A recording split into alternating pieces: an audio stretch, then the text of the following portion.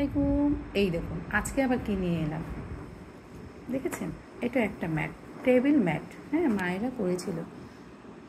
আমি খুব অবাক হই তারা কতটা শৌখিন ছিল। আজকাল আমরা সময় পাই না, শারীরিক অসুস্থতা থাকে, তা বাদে এত সুন্দর সুন্দর ডিজাইনও আজকাল মেলে না। আর মিললেও আমরা অলসতার জন্য এগুলো করি না, কিন্তু মায়েরা করতো। দেখুন খরগোশের বাচ্চাগুলো কি সুন্দর লাগছে, তাই না? এই যে এবার কি দেখা যায়, এই যে দেখুন, একটা দুটা তিনটা চারটা পাঁচটা খরগোশের বাচ্চা। তো এটা কি জিনিস? Table mat. আপনি এর মাঝে, এইটাই একটা শোপিস, এর মাঝে আরও একটা সৌন্দর্য বসিয়ে দিতে পারেন। এই দেখুন, একটা ছোট্ট ফুল বসিয়ে দিতে পারেন, কিংবা একটা শোপিস বসিয়ে দিতে পারেন। এই হচ্ছে টেবিল ম্যাটটা নমুনা ছিল।